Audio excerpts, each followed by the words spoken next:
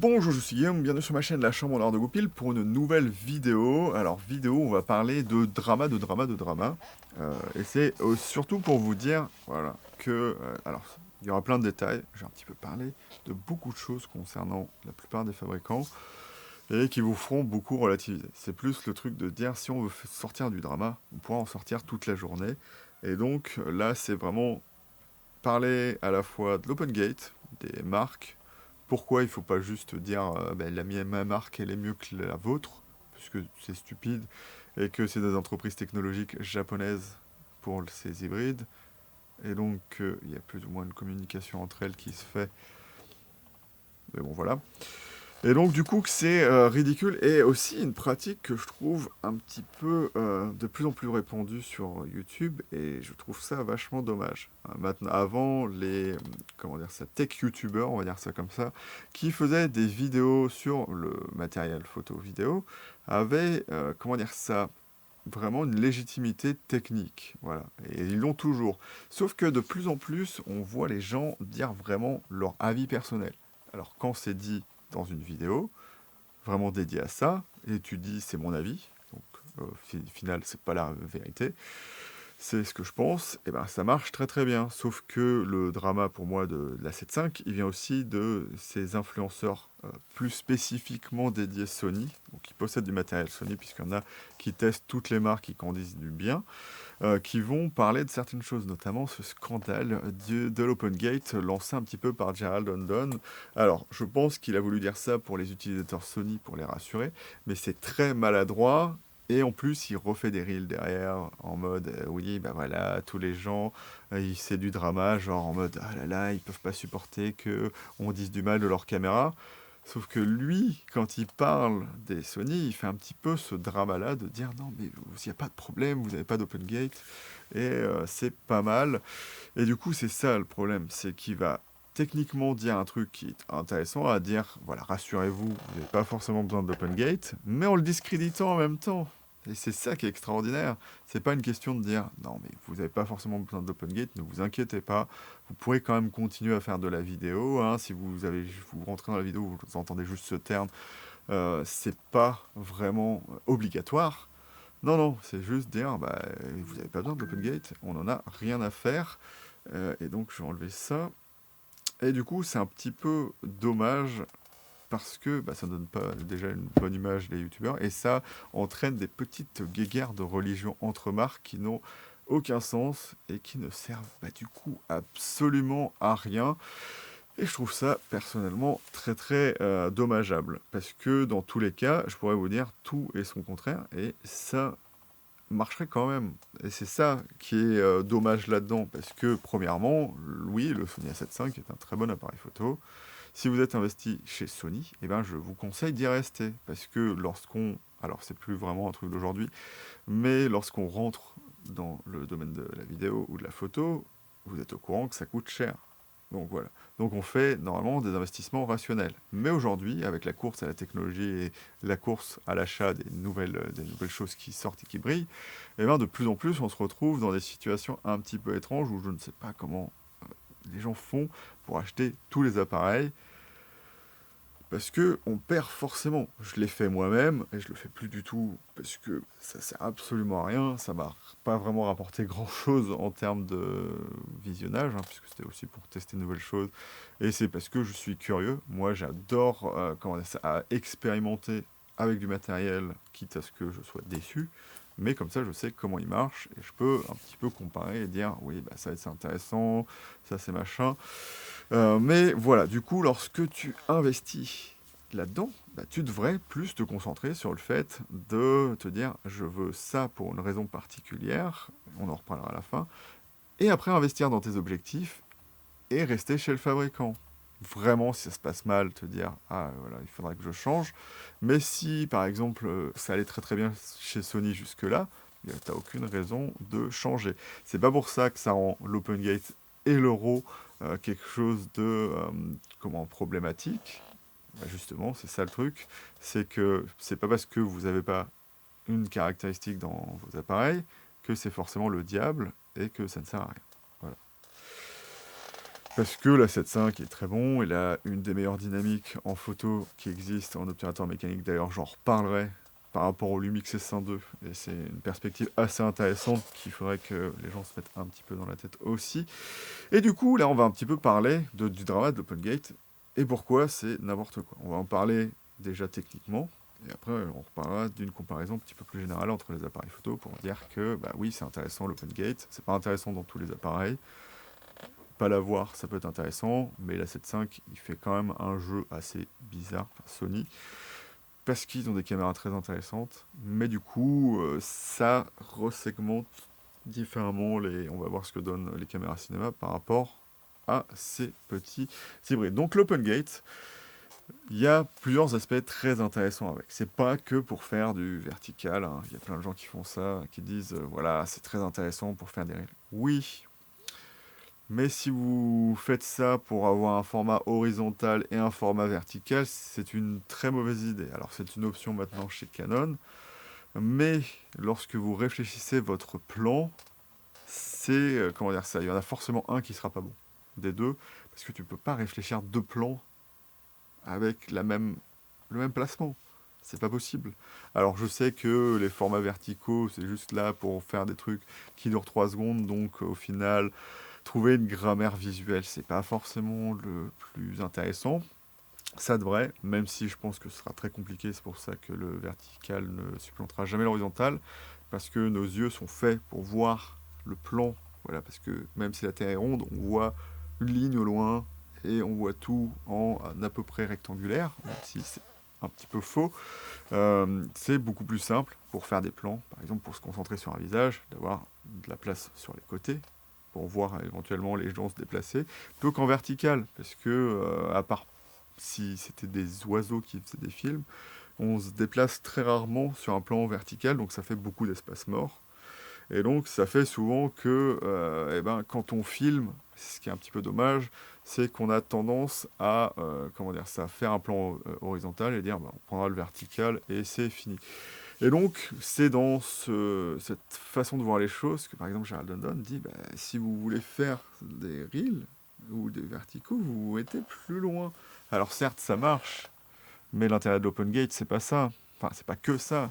C'est que vous avez certes plus de vertical, et vous avez aussi la résolution nominale de votre capteur que vous n'avez pas chez Sony. D'ailleurs, Sony qui s'entête à rester dans du 16 neuvième, Sony mettez au moins le 17 neuvième. 4096, c'est intéressant. Vous le faites en un format, je crois, sur la FX30 ou et la FX3, et c'est nativement sur la FX6. Mais voilà, moi je filme toujours en DCI, parce que le cas échéant, je peux me remettre en 16 neuvième, puisque si vous voyez, c'est du 4096 par 2160, ça veut dire que dedans, même si c'est 94%, on a le 3840. Donc déjà, l'argument, il est un petit peu bof de ce côté-là, même si il est utile, mais par contre, le problème que ça pose de se reculer, c'est que les valeurs de profondeur de champ changent, donc vous n'avez pas la même dynamique que lorsque vous feriez l'horizontal dans le même plan. Alors encore une fois, je vous dis, c'est techniquement pour moi un peu une aberration d'essayer de faire deux plans avec la même façon de structurer son image. Ça c'est que moi. Après, du coup, il y a l'argument de l'anamorphique, et là il a un petit peu raison quelque part, dans le sens où le problème de l'anamorphique, c'est que c'est très particulier. Tout le monde ne fait pas de l'anamorphique, donc déjà, vous ne serez pas tous concernés, parce que ça demande de fait d'aimer le look anamorphique, parce que sinon vous n'utiliserez pas l'optique anamorphique, puisque ça pose plus de problèmes que ça n'en résout. Et il dit, ouais, mais de toute façon, le 3,5, c'est pas adapté. Sachant qu'il y a des open gates qui peuvent se faire en 4 tiers aussi. Lui, il peut le faire. Donc, alors, sur un capteur 3,5, c'est pas forcément intéressant, puisque dans tous les cas, vous pouvez enlever les côtés. L'intérêt, c'est pour avoir une étape de moins, de pas avoir à couper sur les côtés. Mais ce qui est vrai, c'est que ça vous fait toujours des trucs assez larges et pas forcément très très intéressants. Là aussi où ça peut poser problème, c'est qu'on peut se dire, oui, bah, c'est intéressant, maintenant on peut faire de l'anamorphique sur le R6 Mark III. Ce qui est techniquement vrai, mais pas vraiment adapté, parce qu'il n'y a aucun outil adapté. il n'y a pas de stretching sur l'écran, donc tu peux pas voir effectivement ce que ça donnera. C'est pas obligatoire, hein. Moi, je l'ai fait sur mon R5 Mark II en 16/9, mais ça me faisait des bandes énormes. J'ai pas eu de problème pour filmer, hein. Et aussi, on n'a pas de stab dédié, donc ça peut poser des problèmes, mais sachant qu'on n'a pas de focale vraiment très très large, euh, voilà. Donc, sachez que ce n'est pas adapté. Donc, le problème que ça peut poser virtuellement, c'est que déjà qu'il y a du wobbling sur la stabilisation Canon, mais si vous stretch, donc si vous avez un format qui est plus large, de 1.5 à 1.6, parce que c'est ça que vous allez faire, hein, vous allez faire 1.6 dans votre logiciel de montage, et ben ça étire l'horizontale. Mais du coup, et ben ça étire tous les défauts optiques qui seront visibles. Rolling shutter, euh, wobbling, et distorsion de perspective. Donc le wobbling, c'est la distorsion de perspective. Donc voilà, c'est pour ça qu'il faut une stab adaptée. Et de ce côté-là, il n'y a que les Lumix qui font ça, ou les caméras cinéma qui n'ont pas de stabilisation sur le capteur. Mais là, on parle d'hybride. Et donc, ce qui est vrai, c'est que, de toute façon, si vous voulez faire de l'anamorphique, il faudra forcément passer par un Lumix si vous voulez optimiser l'utilisation de vos optiques. C'est pas pour ça que vous ne pouvez pas le faire avec les autres, c'est que votre stabilisation, par exemple, sur le capteur sera plus ou moins inutilisable. Parce que le fait d'avoir la preview, c'est pas forcément obligatoire non plus. Et il dit, c'est le seul intérêt. Mais pas du tout. Encore une fois, on a parlé de la résolution.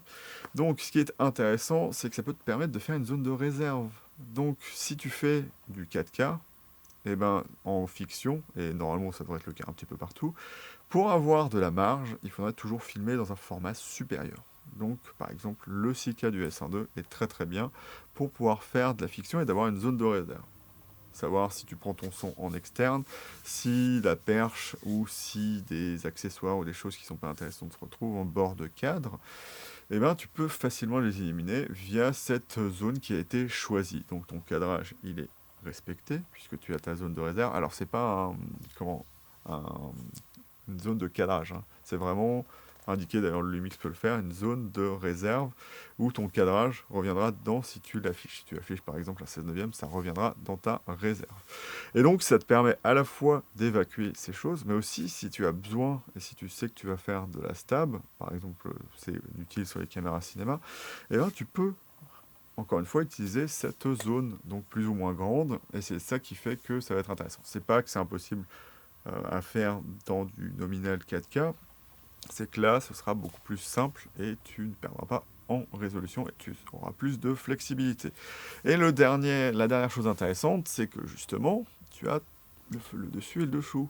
Donc, loin de moi l'idée de vouloir faire du travelling vertical, mais si tu es tout seul ou si par exemple tes talons ont tendance à s'affaisser de plan à plan ou de pas rester droit, eh ben, ça te permet de garder la hauteur, la tête où tu veux, par exemple, dans ton cadrage, ou n'importe quel élément, suivant ce que tu veux, suivant les plans, suivant voilà, la continuité. Et c'est quand même quelque chose d'intéressant. Et encore une fois, tu peux très bien faire sans, mais quand on a plus, ça reste quand même quelque chose d'utile.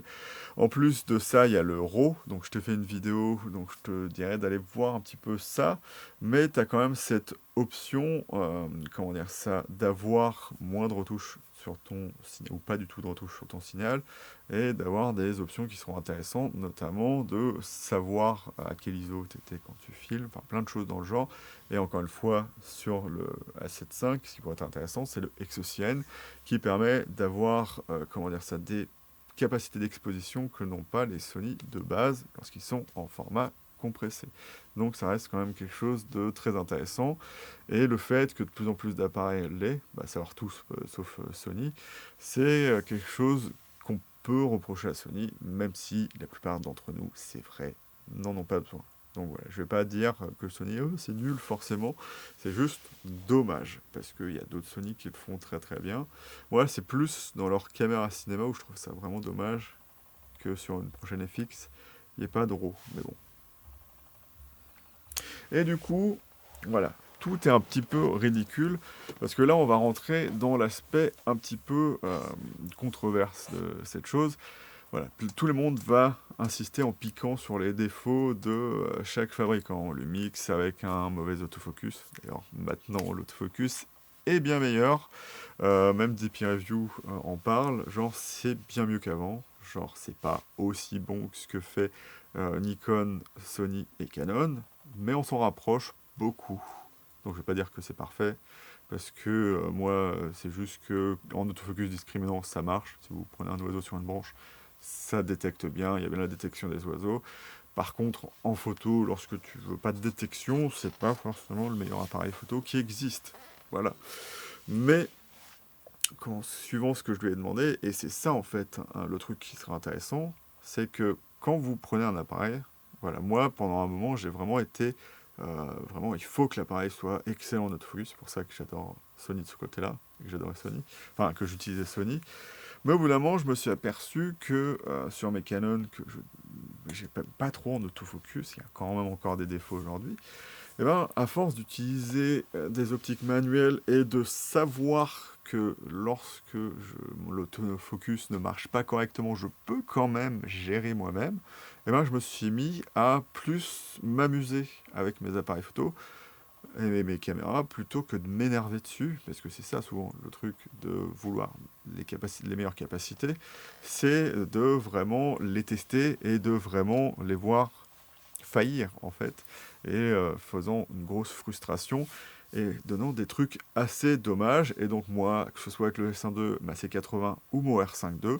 ils ont chacun des défauts qui d'ailleurs s'améliorent. C'est ça d'ailleurs que j'adore avec le RAW, c'est que DaVinci, tu le mets à jour, ton RAW devient meilleur. Ouais, c'est un petit peu le cas aussi de Lightroom en photo, mais là j'étais surpris que la C80 fait des fichiers maintenant, enfin, qui sont lus, qui sont vraiment géniaux. Il n'y a pratiquement plus de banding dans le bruit. C'est un petit peu... Enfin, de banding. En fait, le bruit est structuré par, comme des scanlines, voilà, qui peut poser problème. Bon, je m'égare un petit peu. Mais du coup, c'est juste pour vous dire qu'au bout d'un moment, le matériel qui vous convient, c'est quand vous savez ce que vous voulez et que l'appareil devient plus un problème pour vous à résoudre, mais c'est plus ce que vous allez faire avec qui devient le problème. Voilà, parce que moi je dis pas que j'ai résolu cette étape-là, mais du coup ça me permet d'aimer maintenant tous mes appareils sans compromis, sans me dire voilà je vois un A7 V, j'ai envie de l'acheter, même si ça, je dis pas que ça n'avait pas passé par la tête. Mais voilà. Et donc, ce qui est dommage, c'est que quand on voit là, plein de gens qui vont critiquer la 7.5, c'est pour se rassurer. Parce que la plupart des gens, voire tous les gens, n'achèteront pas la 7.5. Ou ils vont ruminer un petit peu dans leur coin pour finir par l'acheter au final. Voilà. Donc c'est un petit peu dommage de dire, voilà, à la fois l'open gate ça sert à rien, ou des appareils qui n'ont pas ces capacités-là sont nuls, parce que j'ai récemment vu quelqu'un qui est maintenant chez Lumix, qui vient dire maintenant, mais voilà, drama, mais Lumix c'est mieux. Et j'étais là en mode, ouais, d'accord. Donc voilà, c'est un petit peu ça que je trouve vraiment maintenant dommage, c'est vraiment que l'avis des youtubeurs ou de leur perception de la vérité, tu vas devoir maintenant t'en méfier comme de la peste, hein, parce que moi, je vais vous faire des vidéos d'avis personnels sur les boîtiers, il y aura bien marqué en gros avis personnel, c'est moi. Pas genre, c'est comme ça que vous devriez voir les choses. Et c'est plus pour t'inspirer que ce sera là à dire, voir des qualités pour toi qu'autre chose. Donc du coup, on arrive un petit peu à la fin de la vidéo, mais c'est plus pour parler d'aspects qui devraient t'interpeller, plus quand tu choisis une caméra ou un appareil photo. Bien évidemment, ce que je t'ai indiqué, c'est que c'est toi qui dois rentrer en jeu, tes besoins, et quitte à un petit peu, pas forcément savoir au début ce que tu veux, n'hésite pas à trouver l'appareil qui te convient, je dis pas le contraire, mais pas forcément viser tout de suite la meilleure, parce que ça peut être frustrant. Parce que moi, par exemple, mon R5 Mark II, ça a beau être un appareil exceptionnel, il y a plein de choses frustrantes dessus. Donc si un débutant qui arrive dessus et qui voit qu'il y a plein de trucs qui ne vont pas dessus, il peut peut-être se dégoûter de la photo ou de la vidéo. Donc c'est pour ça que moi je t'indiquerais de mesurer et vraiment de choisir ce qui te convient plutôt que de dire il faut vraiment toujours le meilleur. Parce que le meilleur c'est, comment dire ça, conceptuellement parlant, c'est très différent d'une personne à l'autre. Du coup, tu vas me dire: «Mais c'est un petit peu normal de penser ça, c'est ce qu'on va dire la plupart du temps». Mais il y a une chose dont on ne parle pas. Dans nos sociétés individualistes, on a toujours tendance à vouloir le matériel le mieux, mais pour le moins cher. Je suis un petit peu comme ça aussi. Moi, c'est plutôt dans la philosophie de me dire, le matériel qui reste le plus avec moi et qui vaut le moins cher, c'est ce que j'adore. Par exemple, j'adore ces batteries, parce que ça vaut rien, et elle est toujours là, elle continue à marcher, et c'est vraiment très très cool. Moi, j'essaie de chercher le bon meilleur rapport qualité-prix. C'est pas pour ça que quand j'achète un boîtier, je vais me dire, je veux quelque chose de pas cher. Et par exemple, ce que je trouve dommage chez la plupart des utilisateurs Lumix maintenant, pas les historiques, hein. Attention, si tu te sens concerné, c'est pas forcément ton cas, c'est que la politique tarifaire de Lumix en ce moment fait pour moi qu'ils vont pas forcément sur la bonne route, dans le sens où ça montre déjà qu'ils sont pas forcément dans la meilleure santé euh, possible, parce que à faire des promotions à tout le temps, on attire juste des profils de personnes qui sont pas vraiment investis dans le système. À savoir, vouloir avoir des gens qui vont acheter un boîtier et dire non, on va les fidéliser comme ça, mais si tu achètes un boîtier 3 francs, tu le revendras 3 francs et tiens à voir ailleurs. Moi, c'est pour ça que j'investis pas trop dans le mix. J'adore mon S12, je l'ai précommandé, donc ça veut dire que je l'ai eu le plus cher qui existe. Donc voilà, à l'époque je l'avais payé 3599, ouais, je l'ai eu un peu cher, mais après on m'a rendu 100 euros parce que je dis c'est quand même un peu cher par rapport aux autres. Et donc ils l'ont rajusté parce que même ils avaient rajusté le prix. Mais voilà, si vous voulez investir et aimer le fabricant que vous achetez, achetez cher. Et quand il y a vraiment des grosses promos dessus, sautez dessus. Mais si le boîtier se maintient à un certain prix, ça montre que la société est en bonne santé. Donc par exemple, un R5 Mark II, il est en promo en ce moment à moins 500 euros, mais il est toujours au prix dont il était il y a un an et quelques, 2 ans pratiquement. Ouais, c'est 2 ans aujourd'hui, enfin bientôt.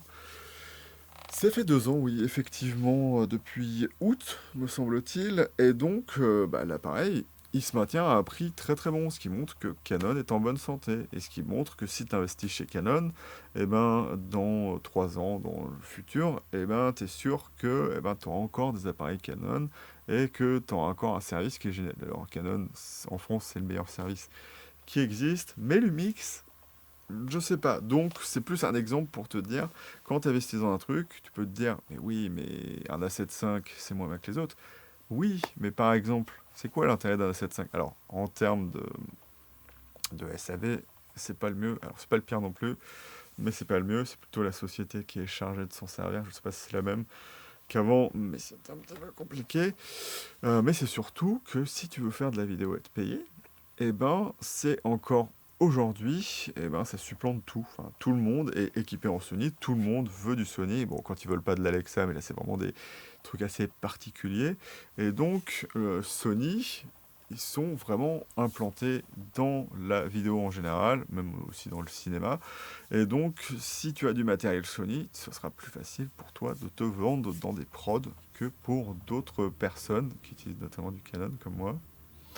Donc voilà, il faut aussi penser à ça. Donc juste dire un appareil photo, il a ces fonctions-là et machin, truc bidule, oui, très très bien. Mais arrêtez de vous battre alors qu'il y a tous les arguments de monde qui s'équivalent. Et l'aspect voilà, un petit peu économique, un petit peu relou, hein, ça reste quand même le plus important. Voilà, c'est ça qui est un petit peu bizarre. Comment vous pouvez vous battre tout le temps que ça restera Canon qui vend, enfin, qui gagne le plus d'argent avec leurs appareils.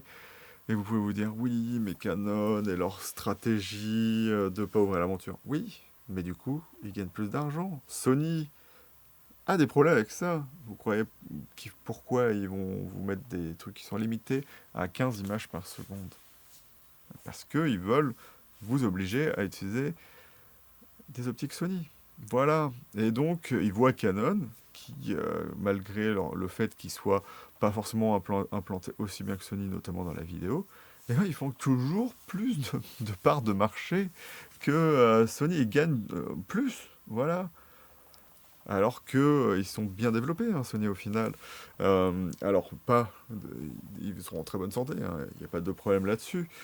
Mais du coup, voilà, tout ce que vous pensez, tout ce que, enfin, même noter, enfin, il y a même, j'avais vu des vidéos où ils notaient les sociétés, enfin les fabricants, on va pas dire sociétés, on va dire fabricants d'appareils, en disant oui, mais Canon, c'est pas bien. Bah oui, sauf que si, puisqu'ils gagnent de l'argent. Donc ils ont une meilleure santé financière. T'achètes un Canon, tu sais toujours que ce sera plus facile de revendre un Canon, que ce sera plus facile de trouver des objectifs Canon, puisqu'ils seront toujours là, que d'autres fabricants comme Lumix, que j'adore, mais je suis toujours investi sur de l'EF et pas de la monture native, même si ça m'apporterait des gros avantages, hein, parce que la stab est encore meilleure avec les optiques natives. J'ai pas envie parce que je préfère mieux investir dans des trucs qui marchent sur mes Canon. Et puis voilà. Donc moi je vais te laisser un petit peu là-dessus, hein. N'hésite pas si tu veux un petit peu rajouter au débat. Alors, hein, pas de truc où c'est un petit peu n'importe quoi et c'est dit en mode oui mais moi c'est mieux et puis voilà. C'est juste vraiment pour discuter. Après, si des questions, bien évidemment, j'y répondrai. Mais si c'est juste pour dire, ah, mais machin, mais mon truc c'est mieux, mais machin, mais truc. N'hésite pas si tu as des questions ou des doutes là-dessus. Ah oui, j'ai pas fini. Parce que sur la 7.5, vous avez vu la dynamique qu'il a. Et ce qui est marrant, c'est qu'il utilise ce qu'on appelle le DGO. Et vous savez quel autre appareil photo utilise le DGO? Celui qui me filme là. Et c'est quand même marrant que les deux derniers appareils qui utilisent la même technologie ont les meilleures dynamiques qui existent. Alors, le A7 V, c'est encore au-dessus. Mais voilà, ça montre que la 7.5 fait quelque chose d'assez génial et que toutes les compagnies sont quelque part un petit peu reliées entre elles. Il y a du hardware Sony à balle dans des Nikon, hein. Si vous regardez les trappes de batterie et des choses dans le genre, c'est fait par Sony pour les Nikon, et puis voilà, ils sont cachés limite même pas. Tout ce qui va être dalle de viseur et dalle d'écran sont faites par Sony ou une filiale de Sony, parce qu'il y a toutes les mêmes définitions, et quand on regarde par exemple le viseur de... Alors c'est que les dalles, hein, c'est pas le verre optique qui va être derrière, les grossissements, tout ça, c'est les fabricants qui les décident, mais quand on regarde par exemple la dalle de 9 millions, je sais combien de points, qui est dans la CDS3, elle se retrouverait pas dans le R1 au final. Donc voilà, alors ça leur fait, à mon avis, ça leur fait du bien et de plaisir que tout le monde se batte pour défendre leur paroisse. Mais les fabricants japonais, ils s'en fichent un petit peu de ce que vous pensez, puisqu'ils travaillent de toute façon entre eux. Sony faisant des capteurs pour Panasonic et Nikon, il y a bien leur technologie, mais aussi en contrepartie, les idées qui sont testées par chacun, qui revient chez Sony. Et ça me semble un petit peu normal au final. Donc un petit peu comparer des trucs comme ça, alors que au final tout le monde va avoir plus ou moins des transferts d'un côté ou de l'autre, à part pour Canon qui peut au moins plus ou moins préserver sa propre technologie parce qu'ils n'ont pas affaire, du moins pour leurs processeurs ou des choses dans le genre, à Sony. Et ben voilà, donc je vous laisse vraiment là-dessus, hein, penser un petit peu à tout ça et tout ce drama qui sert absolument à rien parce que bah, les Alevi c'est comme voilà, tout le monde en a un. Et puis voilà, je vais te laisser là-dessus et te dire salut et à bientôt dans la chambre noire de Goupil pour une nouvelle vidéo.